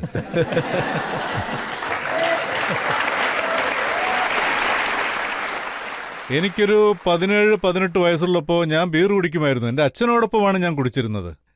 ഞാൻ എൻ്റെ അച്ഛൻ്റെ ഒപ്പം കുടിക്കുമ്പോൾ മറ്റുള്ളവരെ കണ്ടിട്ട് എന്തിനാണ് പേടിക്കുന്നത്? അത് ആരുടെ മുമ്പിലും മറക്കേണ്ട കാര്യമില്ല. ഞാനെന്തിനാ പേടിക്കുന്നത്? ഒരു പ്രാവശ്യം സുനിൽ ഗവാസ്കർ ക്യാപ്റ്റനായിട്ടുള്ള സമയത്ത് താങ്കൾ ജിന്ന് കുടിക്കുന്ന സമയത്ത് കൈയോടെ പിടിച്ചെന്ന് കേട്ടു. എന്നെ എല്ലാവരും പിടിച്ചിട്ടുണ്ട്. കാരണം എനിക്കൊന്നും ഹൈഡ് ചെയ്യാൻ അന്ന് പറ്റില്ലായിരുന്നു. അടുത്ത ദിവസം രാവിലെ ബാറ്റ് ചെയ്യേണ്ട താങ്കൾ തലേദിവസം ജിന്ന് അടിച്ചുകൊണ്ടിരിക്കുക. അതായത് ജിൻ എന്ന് വെച്ചാൽ, അതായത് അടുത്ത ദിവസം മാച്ച് ഉള്ളതാണ്. അതെനിക്ക് നന്നായിട്ട് അറിയാം. അതുപോലെ അടുത്ത ദിവസം എല്ലാം ഒന്ന് സെറ്റായാൽ, ഒരു ചാൻസ് കിട്ടുകയാണെങ്കിൽ ഫോക്കസായും നമുക്കിരിക്കാൻ കഴിയും. എങ്ങനെ 100 അടിക്കാം, എങ്ങനെ അതിൽ കൂടുതൽ അടിക്കാമെന്ന്. ടെസ്റ്റ് മാച്ചിൽ 30 ഓവറാണോ 35 ഓവറാണോ അറിയാൻ പറ്റും. ഒരുപക്ഷെ നമ്മൾ അതിൽ ശ്രദ്ധ ചെലുത്തിയില്ലെങ്കിൽ പിന്നെ ആ ഗെയിമിൽ നമുക്കൊരിക്കലും റെസ്പെക്ട് ഉണ്ടാവുകയില്ല. ഇത് സത്യമാണോ? ഗവാസ്കർ താങ്കളെ കാണാൻ വരുമ്പോൾ താങ്കൾ ജിന്ന് കഴിച്ചുകൊണ്ടിരുന്നു. അദ്ദേഹം പറയാൻ വന്നത് താങ്കൾ 10ാം നമ്പറല്ല 1ാം നമ്പറിലേക്ക് മാറിയിരിക്കുകയാണെന്നുള്ള കാര്യമായിരുന്നു. ഗവാസ്കർ എന്നെ പിടിച്ചതൊന്നുമില്ല. അദ്ദേഹം വരുന്ന സമയത്ത് ഞാനൊരു ജ്യൂസ് കുടിക്കുകയായിരുന്നു. അദ്ദേഹം എന്നോട് പറഞ്ഞു, നിങ്ങളാണ് ഇത് ഓപ്പൺ ചെയ്യേണ്ടതെന്ന്. അദ്ദേഹം പറഞ്ഞു, നിങ്ങളാണ് ഓപ്പണിങ്ങിൽ വരേണ്ടതെന്ന്. അപ്പോൾ ജ്യൂസ് എല്ലാം പുറകിലോട്ട് പോയി. കാരണം എൻ്റെ മൈൻഡിൽ സ്ട്രെയിറ്റായി. കാരണം നമ്മളാണ് ഓപ്പണിങ്ങിന് ഇറങ്ങേണ്ടത് എഗെയിൻസ്റ്റ് ഇമ്രാൻഖാൻ, സർഫറാസ് നവാസ്. അതായത് ഇന്ത്യൻ ടീം പാകിസ്ഥാനിൽ നല്ലൊരു പെർഫോമൻസ് കാഴ്ചവെച്ചില്ല 1982-ൽ. അപ്പോൾ ഞാൻ കരുതി ഇത് എനിക്ക് കിട്ടിയ വലിയൊരു ഓപ്പർച്യൂണിറ്റിയാണെന്ന്. മറ്റുള്ളതിലൊന്നും ശ്രദ്ധിക്കാതെ ഫോക്കസ്ഡ് ആയിരിക്കണം. അതായത് റൺസ് എടുക്കണം. ആ ഇന്നിങ്സിലാണ് ഞാൻ 100 എടുത്തത്. അതോടുകൂടി എൻ്റെ മൊത്തം ലൈഫും കരിയർ തന്നെ ചേഞ്ച് ആയിപ്പോയി. താങ്കൾ ബാറ്റിംഗ് ചെയ്യുന്ന സമയത്ത്, അതായത് ഓപ്പണിംഗ് ചെയ്യുന്ന സമയത്ത് ആ പെൺകുട്ടികളുടെ സ്ഥിതി എന്തായിരുന്നു? അതായത് നമ്മൾ ബാറ്റിംഗ് ചെയ്യുന്ന സമയത്ത്, അതും ഇന്ത്യയും പാകിസ്ഥാനും തമ്മിൽ കളിക്കുമ്പോൾ പെണ്ണുങ്ങളുടെ കാര്യമൊക്കെ മറന്നു കളയണം. ഫോക്കസ് ക്രിക്കറ്റിലായിരിക്കണം. അതെന്തുകൊണ്ടാന്ന് വെച്ചാൽ ഇതൊരു ബേസ് അറ്റാക്ക് ആണെന്ന് പറയാം. One of the best attack. എന്റെ ജീവിതത്തിൽ ഞാൻ അതുപോലെ കളിച്ചിട്ടില്ല. അത് പാകിസ്ഥാനുമായിട്ട്. അതായത് ഇമ്രാൻഖാൻ ഉണ്ടായിരുന്നു, സർഫ്രസ് നവാസ് ഉണ്ടായിരുന്നു, ഇവരുടെ 2 അമ്പയേഴ്സ് ഉണ്ടായിരുന്നു. യുനോ, പാഡിൽ കൊണ്ടാലും തീർന്നു. സോ നല്ല ഫോക്കസ് ഉണ്ടാവണം. വിരാട് കോഹ്ലിയുടെ അടുത്തും ഇങ്ങനെയുള്ള ക്വാളിറ്റിയൊക്കെ ഉണ്ടോ? അതായത് ഈ ക്വാളിറ്റികളെല്ലാം അദ്ദേഹത്തിൽ ധാരാളമുണ്ട്. അതായത് അദ്ദേഹത്തിന്റെ 27ാമത്തെ വയസ്സിൽ 27 സെഞ്ചുറി അടിച്ചിട്ടുണ്ട്. 26-27 വയസ്സിൽ അദ്ദേഹം ശരിക്കും 35-40 100 അടിച്ചിട്ടുണ്ട് ഇന്റർനാഷണൽ ലെവലിൽ. സോ യുനോ, ഇന്ത്യയുടെ ക്യാപ്റ്റനാണ് അദ്ദേഹം. ഇനിയും അദ്ദേഹത്തിന് 10 വർഷം കളിക്കാൻ കഴിയും. 10-11 വർഷം. അദ്ദേഹത്തിന്റെ ഫിറ്റ്നസ് അങ്ങനെയാണ്. ഇനിയും 10 വർഷം കളിച്ചാൽ പലതും സംഭവിക്കും. സച്ചിൻ തെണ്ടുൽക്കറിന്റെ അടുത്ത് 100 സെഞ്ചുറി റെക്കോർഡുണ്ട്. അത് ഇദ്ദേഹം ഓവർടേക്ക് ചെയ്യൂ? ഞാൻ പറഞ്ഞല്ലോ, എന്തു വേണമെങ്കിലും സംഭവിക്കും 10 വർഷത്തിനിടെ. വിരാട് കോഹ്ലി കളിച്ചാൽ 10 വർഷത്തിനിടെ എന്തു വേണമെങ്കിലും സംഭവിക്കും. എന്റെ അഭിപ്രായത്തിൽ അദ്ദേഹത്തിന് പ്രഷർ കൊടുക്കാൻ പാടില്ല. കാരണം സച്ചിന്റെ റെക്കോർഡ് വളരെ അത്ഭുതകരമായ റെക്കോർഡ്സാണ്. അതുപോലുള്ള ക്രിക്കറ്റേഴ്സിനെ ലൈഫിൽ ഒരിക്കലേ നമുക്ക് കിട്ടുകയുള്ളൂ. അതായത് 100-ൽ കൂടുതൽ ഇന്റർനാഷണൽ 100s അടിക്കുക എന്നത്. എല്ലാവരും നന്നായി കളിക്കും, പക്ഷേ 100-ൽ കൂടുതൽ 100s അടിക്കുക എന്നുള്ളത് അത്ര ഈസി അല്ല. ഞാൻ നേരത്തെ പറഞ്ഞ പോലെ ഓൾറെഡി ഇദ്ദേഹം 40 100 അടിച്ചു കഴിഞ്ഞു. വിരാട്, അദ്ദേഹത്തിന് ഇഞ്ചുറിയൊന്നും പറ്റിയില്ലെങ്കിൽ ഇനിയും 10 വർഷം കളിക്കാം. എന്തു വേണമെങ്കിലും സംഭവിക്കാം. ഈ 18 മാസത്തിനുള്ളിൽ രവിശാസ്ത്രി അങ്ങനെ എന്താഹാരമാണ് അദ്ദേഹത്തിന് കൊടുത്തത് ഇത്രത്തോളം വേഗം കിട്ടാൻ വേണ്ടി? അങ്ങനെ യാതൊന്നുമില്ല. നിങ്ങളിത് വിരാടിനോട് തന്നെ ചോദിക്കണം. ഞങ്ങൾ തമ്മിലുള്ള ഒരു ധാരണ ആദ്യം മുതലേ വളരെ കറക്റ്റായിരുന്നു. കാരണം അദ്ദേഹത്തിന്റെ communication on the level of confidence ഉള്ളിലുണ്ടെങ്കിൽ അത് കറക്റ്റായി സെറ്റായി കഴിഞ്ഞാൽ between director, player, coach and player പരസ്പരം മനസ്സിലാക്കിയാൽ എന്തു വേണമെങ്കിലും സംഭവിക്കാം. എന്റെ അഭിപ്രായത്തിൽ വിരാട് ഓവറായി ക്യൂട്ട് ചെയ്യേണ്ട യാതൊരു കാര്യവുമില്ല. ഇറ്റ് വാസ് മോർ മൈൻഡിൽ. യുനോ, ഫെയിലായിക്കൊണ്ടിരിക്കുകയാണ്. 3-4 മാച്ചുകളിൽ റൺസൊന്നും അടിച്ചില്ല ഇംഗ്ലണ്ടുമായിട്ടുള്ള മാച്ചിൽ. ഇത് ആർക്ക് വേണമെങ്കിലും സംഭവിക്കാം. പക്ഷേ ഞാൻ പറഞ്ഞത് അദ്ദേഹത്തിന്റെ ഗെയിമിൽ, ടെക്നിക്കിൽ, ഇതിൽ യാതൊന്നും ചെയ്യേണ്ടതില്ല. Just mental aspect. ഇത് തന്നെയാണോ താങ്കൾ അശ്വിന്റെ കാര്യത്തിലും ചെയ്തത്? അതെ, അശ്വിൻ വളരെ ഇന്റലിജന്റ് ആണ്, വളരെ ബുദ്ധിമാനായ ഒരു ക്രിക്കറ്റർ. പക്ഷേ അദ്ദേഹത്തിന്റെ കോൺഫിഡൻസ് ലെവൽ കുറച്ച് ഡിപ്പായി. എന്റെ അഭിപ്രായത്തിൽ അദ്ദേഹത്തെ ടെസ്റ്റ് മാച്ചിൽ ഡ്രോപ്പ് ചെയ്തപ്പോ, ആദ്യത്തെ ടെസ്റ്റ് മാച്ച് അഡ്ലഡിൽ, അതായത് അത് അശ്വിന് കിട്ടിയ വലിയൊരു ലെസൺ ആണെന്ന് ഞാൻ പറയും. അദ്ദേഹം അത് ശരിക്കും ചാലഞ്ചായിട്ട് എടുത്തു. സ്വയം, ഞാൻ തിരിച്ച് ടീമിലേക്ക് വരും, ഞാൻ കൂടുതൽ ഹാർഡ് വർക്ക് ചെയ്യും, ഞാൻ തിരിച്ച് ബേസിക്സിലേക്ക് ചെന്ന് ഓഫ് സ്പിന്നിൽ ഫോക്കസ് ചെയ്ത് പഴയ സ്ഥാനം വീണ്ടും നേടിയെടുക്കുമെന്ന്. അദ്ദേഹം അത് ചെയ്തു. ഞാൻ പറഞ്ഞ പോലെ അദ്ദേഹം ഇന്റലിജന്റായ ഒരു ക്രിക്കറ്ററാണ്. ഇനിയൊരു 10 വർഷം കൂടി കളിക്കാൻ കഴിവുള്ള ഒരു നല്ല ക്രിക്കറ്റർ. ആൻഡ് 500-ൽ കൂടുതൽ വിക്കറ്റ് എടുക്കാനുള്ള കഴിവുണ്ട് അദ്ദേഹത്തിന്. ഓൾറെഡി അദ്ദേഹം 200 വിക്കറ്റ് വീഴ്ത്തി കഴിഞ്ഞു. 300 വിക്കറ്റ് ഒരു പ്രശ്നമേ അല്ല. സർ, നിങ്ങളൊരു ഇന്റർവ്യൂവിൽ പറഞ്ഞിരുന്നു സച്ചിൻ തെണ്ടുൽക്കറിനെയും വിരാട് കോഹ്ലിയെയും ഒരിക്കലും കമ്പയർ ചെയ്യാൻ പാടില്ല എന്ന്. അത് കേട്ട വിരാട് കോഹ്ലി ഡീമോട്ടിവേറ്റ് ആയിട്ടുണ്ടാവുമെന്ന് നിങ്ങൾക്ക് തോന്നിയില്ലേ സർ? അതായത് നമ്മൾ നോക്കിയാൽ ലോകത്തിലുള്ള എല്ലാവരും പറയുന്നു സച്ചിൻ തെണ്ടുൽക്കറിന്റെ റെക്കോർഡ് ബ്രേക്ക് ചെയ്യാൻ വിരാട് കോഹ്ലിക്ക് മാത്രമേ പറ്റൂ എന്നൊക്കെ. ഞാൻ അങ്ങനെയല്ല പറഞ്ഞത്, ടെക്നിക്കായിട്ട് കമ്പയർ ചെയ്തതാണ്. അതായത് സച്ചിന്റെ ഗെയിം എങ്ങനെയാണെന്ന് വെച്ചാൽ നാച്ചുറൽ ആയതാണ്. അതായത് കോച്ചിങ് മാനുവലിലേതുപോലെ വളരെ നാച്ചുറലായി കളിക്കും. അതൊരു കംപ്ലീറ്റ് ഗെയിമായിരിക്കും, ഈസി ആയിട്ട് കളിക്കും. വിരാട് കോഹ്ലിയെക്കുറിച്ച് പറയുകയാണെങ്കിൽ ടൈം അൺഓർത്തഡോക്സ്. പെട്ടെന്ന് ബോട്ടം ഹാൻഡ് വരും, ഇതിലൂടെ ഔട്ട്സൈഡ് ഓഫ് സ്റ്റംപിൽ നിന്ന് സ്വൈപ്പ് ചെയ്യും ഈ ഭാഗത്തേക്ക്, മിഡിലൻ ലെഗിൽ നിന്ന് ബോൾ ചെയ്യും, ഓവർ എക്സ്ട്രാ കവർ. അതുകൊണ്ടാണ് അൺഓർത്തഡോക്സ്. അതുപോലുള്ള പ്ലെയറാണ്. സോ 2 പ്ലെയേഴ്സിനെയും കമ്പയർ ചെയ്യാൻ പറ്റില്ല. പക്ഷേ എഫക്റ്റീവ്നെസ് നോക്കുകയാണെങ്കിൽ രണ്ടും ഒന്നാണ്. 2 പേരും സ്റ്റാൻഡ് ചെയ്ത് കഴിഞ്ഞാൽ പിന്നെ കുറേ സമയം കളിക്കും. സച്ചിൻ ഒരു ദിവസം 100 അടിച്ചാൽ വിരാടും അതുപോലെയാണ്. ഇപ്പോ ടെസ്റ്റ് മാച്ചിൽ എന്റെ അഭിപ്രായത്തിൽ വിരാട് കോഹ്ലി ഒരുപാട് മുന്നേറിയിട്ടുണ്ട്. കാരണം ഒരു ബാറ്റ്സ്മാൻ പീക്കിലേക്ക് വരികയാണെങ്കിൽ, അതായത് എന്റെ അനുഭവത്തിൽ ഫ്രം ദ ഏജ് ഓഫ് 27 35 വരെ, ഈ 5-6 വർഷത്തിനിടെ എന്തെല്ലാം നേടാൻ കഴിയുമോ അതെല്ലാം നേടണം. സർ, ഇപ്പോൾ വിരാട് കോഹ്ലിക്ക് ക്യാപ്റ്റൻഷിപ്പ് റെസ്പോൺസിബിലിറ്റി കിട്ടിക്കഴിഞ്ഞാൽ അദ്ദേഹത്തിന് ഇപ്പോ കളിക്കുന്നത് പോലെ പിന്നീടും കളിക്കാൻ സാധിക്കുമോ? തീർച്ചയായും. അദ്ദേഹം ഇപ്പോൾ ക്യാപ്റ്റൻ ആണല്ലോ. അദ്ദേഹത്തിന്റെ ഫസ്റ്റ് ടെസ്റ്റ് മാച്ചിൽ അദ്ദേഹത്തിനെ ക്യാപ്റ്റനാക്കിയപ്പോൾ 2 ഇന്നിംഗ്സിലും അദ്ദേഹം 100 അടിച്ചു. പക്ഷേ ചില പ്ലെയേഴ്സിന്റെ കാര്യമെടുത്താൽ, അവർക്ക് എന്തെങ്കിലും റെസ്പോൺസിബിലിറ്റി കൊടുത്താൽ അവർ കൂടുതൽ എൻജോയ് ചെയ്യും. കളിയുടെ കാര്യത്തിൽ അവർ പ്രഷർ റിലീസ് ചെയ്യും, ഫ്രീ ആകും. ചില പ്ലേയേഴ്സിന് റെസ്പോൺസിബിലിറ്റി കൊടുത്താൽ അവർക്ക് പ്രഷറാവും, ഗെയിം അവർ നശിപ്പിക്കും. പക്ഷേ വിരാട് കോഹ്ലി അങ്ങനെയല്ല. ഇപ്പൊ നമുക്കൊരു ചെറിയ ബ്രേക്ക് എടുക്കാം. ബ്രേക്കിന് ശേഷം രവി ശാസ്ത്രിയോട് ചോദിക്കാൻ ധാരാളം ചോദ്യങ്ങൾ നമ്മുടെ പക്കലുണ്ട്. ബ്രേക്കിന് ശേഷം വിചാരണ തുടരും. 6 more into the stands. India win the World Cup.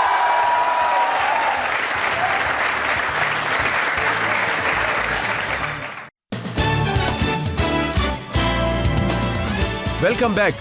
ആപ്കി അദാലത്തിലെ ഇന്നത്തെ നമ്മുടെ അതിഥി ക്രിക്കറ്റ് ലോകത്തെ നക്ഷത്രമായിരുന്ന രവി ശാസ്ത്രിയാണ്. ആപ്കി അദാലത്തിലെ അടുത്ത കുറ്റാരോപണം. ആപ്കി അദാലത്തിൽ രവി ശാസ്ത്രിയുടെ മേലുള്ള കുറ്റാരോപണം ക്രിക്കറ്റിൽ മാറ്റങ്ങൾ ആഗ്രഹിക്കാത്ത വ്യക്തി എന്നുള്ളതാണ്. രവി സുപ്രീം കോടതി ലോഡ കമ്മിറ്റി അപ്പോയിന്റ് ചെയ്തിരിക്കുകയാണ്. ക്രിക്കറ്റിൽ പല മാറ്റങ്ങളും കൊണ്ടുവരാൻ ആഗ്രഹിക്കുന്നു. പക്ഷെ താങ്കളുടെ സ്റ്റേറ്റ്മെന്റും ഇന്റർവ്യൂ ഒക്കെ കാണുമ്പോൾ താങ്കൾ അത് ആഗ്രഹിക്കുന്നില്ലെന്നാണ് തോന്നുന്നത്. ഇല്ല, ഒരിക്കലുമില്ല. ഞാൻ ഇങ്ങനെയൊന്നും പറഞ്ഞിട്ടേ ഇല്ല.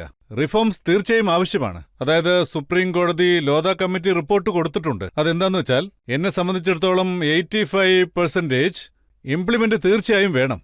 ചില സമയങ്ങളിൽ വടിയെടുക്കേണ്ട സമയത്ത് വടിയെടുക്കണം. അത് അത്യാവശ്യമാണ്.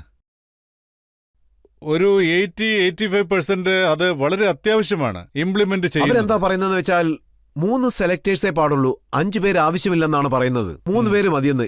ഇതിലെന്ത് പ്രശ്നമുള്ളത്? അല്ല, ഞാൻ അതാണ് പറഞ്ഞു വരുന്നത്. ഈ ബാക്കിയുള്ള 15% ഉണ്ടല്ലോ, അത് നോക്കുകയാണെങ്കിൽ ടോട്ടലായിട്ട് അതിനെ ഇംപ്ലിമെന്റ് ചെയ്യണമെങ്കിൽ അത് വളരെ ബുദ്ധിമുട്ടുള്ള കാര്യമാണ്. അത് വളരെ കഷ്ടമാണ്. പറയാൻ വളരെ എളുപ്പമാണ്, പക്ഷെ പ്രാക്ടിക്കലായിട്ട് അത് ശരിക്കും ബുദ്ധിമുട്ടാണ്. അത് നടപ്പിലാക്കാൻ ഒരുപാട് പ്രശ്നങ്ങളുണ്ട്. ഇത് എന്റെ ഒപ്പീനിയനാണ്, എന്റെ അഭിപ്രായത്തിൽ. അതായത് നമ്മുടെ സെലക്ടേഴ്സ്, ഇത് ഒരു വലിയ കൺട്രിയാണ്. ഈ ഇന്ത്യയിൽ ഒരുപാട് യുവാക്കൾ ക്രിക്കറ്റ് കളിക്കുന്നുണ്ട്. ലോകം മുഴുവൻ നിങ്ങൾ നോക്കൂ. ലോകം മുഴുവൻ എടുത്തു നോക്കിയാലും ഇന്ത്യയിൽ കളിക്കുന്ന അത്ര ഒരിക്കലും ഉണ്ടാവില്ല. അതായത് നമ്മുടെ സിസ്റ്റം വളരെ അത്ഭുതകരമായ സിസ്റ്റമാണ്. 5 സോൺസ് ഉണ്ട്, 5 സെലക്ടേഴ്സ് ഓരോ സോണിലും ഉണ്ട്. നിങ്ങൾ എന്താണ് നോക്കുന്നത്? ഇന്റഗ്രിറ്റി, അതായത് സെലക്ഷൻ ഫെയർ ആയിരിക്കണം. പക്ഷേ രാജ്യത്തിന്റെ വലിപ്പമനുസരിച്ച് നമ്മുടെ ഗെയിമിൽ 3 ഫോർമാറ്റ് ഉണ്ട്. 50 ഓവേഴ്സ് ഫോർമാറ്റ്, 20-20 ഫോർമാറ്റ്. എന്റെ അഭിപ്രായത്തിൽ 5 സെലക്ടേഴ്സ് എന്തായാലും വേണം. പിന്നെ 10 ടാലന്റേഴ്സ്, സ്കൗട്ട്സും വേണം. ഒരു സോണിൽ 2 പേർ. അതായത് ഞാൻ വെസ്റ്റ് സോണിലാണുള്ളത്. ഒരുപക്ഷെ നിങ്ങൾ എന്നെ സെലക്ടർ ആക്കിയാലും എനിക്കറിയില്ലല്ലോ വെസ്റ്റ് സോണിൽ എന്താ നടക്കുന്നതെന്ന്. എങ്ങനെ കളിക്കുന്നെന്ന് എങ്ങനെ അറിയും? നല്ല പ്ലെയറിനെ എങ്ങനെ കണ്ടുപിടിക്കും? അല്ലെങ്കിൽ സെൻട്രൽ സോണിൽ സിസ്റ്റം എങ്ങനെയുണ്ട്? ഒരുപക്ഷെ ഞാൻ ടാലന്റ് സ്കൗട്ട് ആണെങ്കിലും ഞാൻ എങ്ങോട്ടാണ് പോകേണ്ടതെന്ന് എനിക്കെങ്ങനെ അറിയാനാണ്? ഏത് കോച്ചാണ് നല്ലത് അണ്ടർ 15 കാര്യത്തിൽ കളിപ്പിക്കുന്നവരിൽ? പിന്നെ അണ്ടർ 19 എങ്ങനെയാണ് മനസ്സിലാവുക? അതായത് ഒരു സെൻട്രൽ സോണിൽ നിന്ന് വരികയാണെങ്കിൽ, അല്ല ഞാൻ വെസ്റ്റ് സോണിലാണ് ഉള്ളത്, എനിക്കെല്ലാം അറിയാം. ബോംബെയിൽ എവിടെ പോണം, പൂനെയിൽ എവിടെ പോണം, എനിക്കൊരു ഐഡിയ ഉണ്ട്. കാരണം ഞാൻ ആ സോണിൽ കളിച്ചിട്ടുണ്ട്. അതുകൊണ്ട് എന്റെ അഭിപ്രായത്തിൽ 3 പേരെന്നത് വളരെ കുറവാണ്. ലോഡ ക്രിക്കറ്റ് ഒന്നും കളിച്ചിട്ടില്ല. അതായത് സുപ്രീം കോടതിയുടെ റെക്കമെൻഡേഷൻ ഉണ്ട് ലോധ കമ്മിറ്റിക്ക്. അത് നമ്മൾ മാനിച്ചേ മതിയാകൂ. പക്ഷേ ഞാൻ എന്താണ് പറയുന്നതെന്ന് വെച്ചാൽ ടോട്ടൽ, അതായത് നിങ്ങൾ കളിക്കുന്നത് കൂളിംഗ് ഓഫ് പീരീഡിലായിരിക്കും. അവരെന്താ പറഞ്ഞു വരുന്നത് വെച്ചാൽ ഒരുപക്ഷെ താങ്കൾ ഓഫീസിലുണ്ടെങ്കിൽ ഒരു 3 വർഷം കഴിഞ്ഞ് വീണ്ടും വന്ന് ജോയിൻ ചെയ്യാനാണ് അവർ പറയുന്നത്. അല്ലല്ല, എന്നെ സംബന്ധിച്ചിടത്തോളം അത് വളരെ കുറവാണ്. ആരെങ്കിലും ക്രിക്കറ്റ് കളിക്കണമെന്ന് വിചാരിച്ചാൽ അവരും കണ്ടിന്യൂറ്റി ആഗ്രഹിക്കുന്നതിൽ തെറ്റില്ലല്ലോ. 5 വർഷം ആയിക്കോട്ടെ, 6 വർഷം ആയിക്കോട്ടെ, അതിനുശേഷം അവര് 3 വർഷം കൂളിംഗ് ഓഫ് പീരീഡ് എടുക്കുന്നു, അതിനുശേഷം ആരംഭിക്കട്ടെ. എന്നെ സംബന്ധിച്ചിടത്തോളം ഒരു പ്ലെയർ നന്നായി കളിച്ചാൽ എന്തിനാണ് അവരെ 3 വർഷത്തിൽ തന്നെ പറഞ്ഞുവിടുന്നത്? അല്ല, നിങ്ങൾക്ക് എങ്ങനെ അറിയാനാണ് അവർക്ക് പകരം റീപ്ലേസ്മെന്റ്?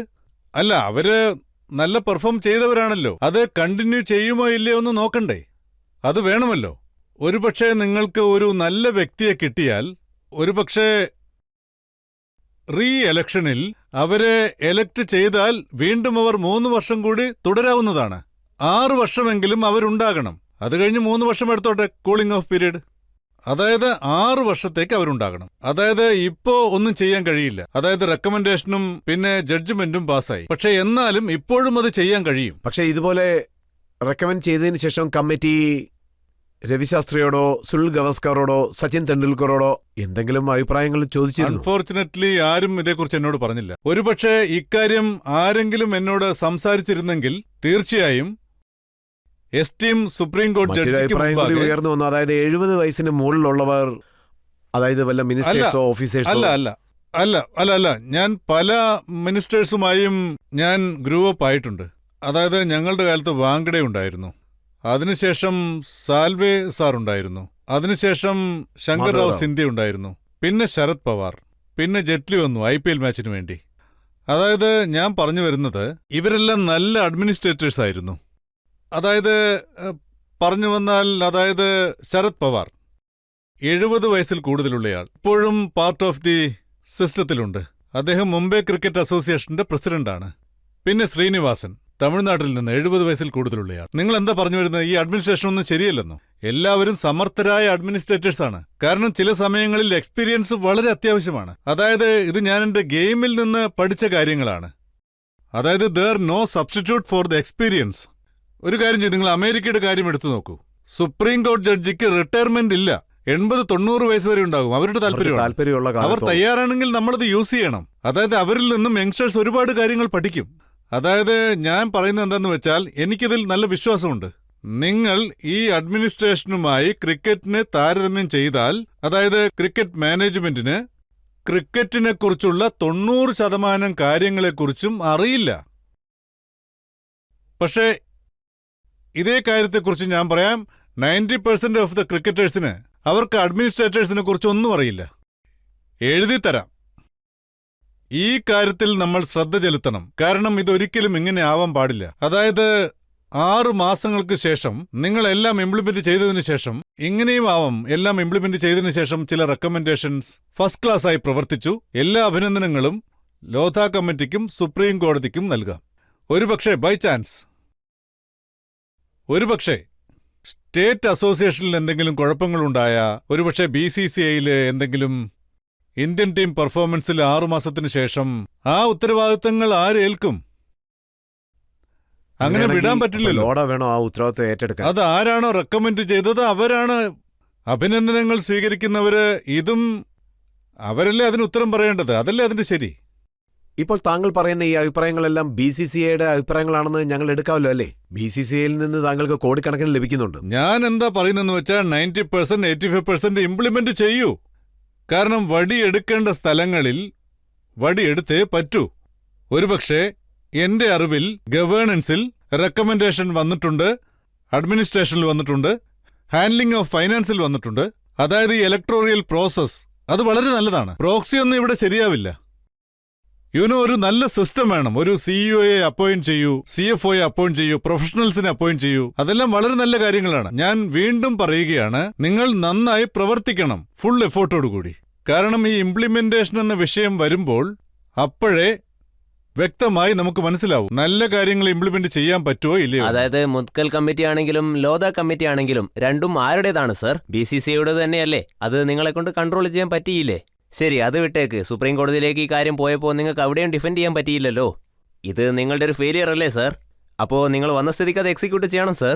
അത് ചെയ്യാതെ നിങ്ങൾ എന്തിനാണ് ഇങ്ങനെ പേടിക്കുന്നത് സർ? ചെയ്യാം. നിങ്ങളുടെ ഈ പെർസെപ്ഷൻ എന്താന്ന് വെച്ചാൽ, നിങ്ങളുടെ ഈ പെർസെപ്ഷൻ എന്തെന്നാൽ BCCI ചെയ്യുന്നതെല്ലാം തെറ്റാണെന്നാണോ പറയുന്നത്? അത് തികച്ചും തെറ്റാണ്. നിങ്ങൾ ഈ കൺട്രിയിലെ മറ്റ് സ്പോർട്ടിംഗ് ഇൻസ്റ്റിറ്റ്യൂഷന്റെ കാര്യം നോക്കുകയാണെങ്കിൽ BCCIയുടെ 10% പോലും അവരെത്തില്ല. ഒരുപക്ഷെ BCCI അത്രയ്ക്ക് മോശമായി പ്രവർത്തിക്കുന്നുണ്ടെങ്കിൽ ഞാൻ സമ്മതിക്കുന്നു, ഒരുപാട് ചേഞ്ചസ് വേണം, ഞാൻ സമ്മതിക്കുന്നു. പക്ഷേ അത് അത്രയ്ക്ക് മോശമാണെങ്കിൽ 2-3 വേൾഡ് കപ്പ് ജയിക്കാൻ കഴിയില്ലായിരുന്നു. നിങ്ങളുടെ വിരാട് കോഹ്ലി, സച്ചിൻ തെണ്ടുൽക്കർ, കപിൽ ദേവ്, ഗവാസ്കർ ഇവരൊന്നും വരില്ലായിരുന്നു. നിങ്ങൾ ഒരുപാട് റവന്യൂ ഉണ്ടാക്കുന്നുണ്ട്, BCCIക്ക് ഒരുപാട് വരുമാനമുണ്ട്. പിന്നെ എങ്ങനെയാണ് ചെക്ക് ആൻഡ് ബാലൻസ് ഇല്ലാന്ന് പറയുന്നത്? തീർച്ചയായും ഉണ്ടാവില്ല. 85% ഉണ്ട്, തീർച്ചയായും ഉണ്ട്. ഞാൻ ഇത്രയും നേരം പറഞ്ഞത് നിങ്ങൾ ശ്രദ്ധിച്ചില്ലെന്ന് തോന്നുന്നു. ഞാൻ എന്താ പറഞ്ഞത്? ഗവേണൻസിൽ, ഫൈനാൻസിൽ, അതായത് സാമ്പത്തിക സഹായത്തിൽ, അഡ്മിനിസ്ട്രേഷനിൽ, വോട്ടിംഗ് സിസ്റ്റത്തിൽ എല്ലാം ഉണ്ടാവണം ഈ റെക്കമെൻഡേഷൻ. എങ്കിൽ ചെക്കും ബാലൻസും വരും. പിന്നെ മണി ഡിസ്ട്രിബ്യൂഷൻ എങ്ങനെ നടന്നു എന്നറിയാൻ പറ്റും. ആ പണത്തെ ഏത് സ്റ്റേറ്റ് എങ്ങനെ യൂസ് ചെയ്തു എന്നും അറിയാൻ പറ്റും. ഗ്രാസ് റൂട്ട് ലെവലിൽ നിന്ന് വരുന്നവർക്ക് ഓപ്പർച്യൂണിറ്റി കിട്ടുന്നുണ്ടോ ഇല്ലയോ എന്നും അറിയാൻ കഴിയും. സർ, ഞാൻ താങ്കളോട് ചോദിക്കാൻ ആഗ്രഹിക്കുന്നത്, താങ്കൾ ഒരു നല്ല ക്രിക്കറ്റർ മാത്രമല്ല, നല്ലൊരു കമന്റേറ്ററുമാണ്. അതിൽ താങ്കളുടെ കമന്റിലെ ഏറ്റവും നല്ല ബെസ്റ്റ് മൊമെന്റ് ഏതായിരുന്നു? അതിൽ എപ്പോഴാണ് താങ്കൾ സന്തോഷമായിട്ട് കമന്ററി പറഞ്ഞത്? 6 more into the stands. India win the World Cup.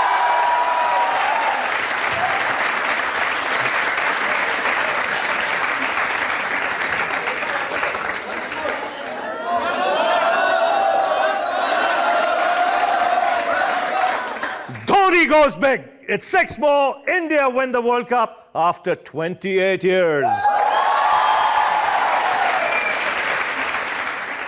Ravi, താങ്കളോട് ഞങ്ങൾ ധാരാളം ചോദ്യങ്ങൾ ചോദിച്ചു. താങ്കളുടെ ലൈഫിനെ കുറിച്ച്, താങ്കളുടെ കരിയറിനെ കുറിച്ച്, BCCയെ പറ്റി താങ്കൾ എല്ലാ ചോദ്യങ്ങൾക്കും കൃത്യമായി ഉത്തരം നൽകുകയും ചെയ്തു.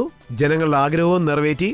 ഇപ്പോൾ നമുക്കൊരു ബ്രേക്ക് എടുക്കാം. ബ്രേക്കിന് ശേഷം ആപ്കി അദാലത്തിൽ ഇന്നത്തെ ജഡ്ജി ജി രാജാറാമിന്റെ ജഡ്ജ്മെന്റ് എന്താണെന്ന് നമുക്ക് നോക്കാം.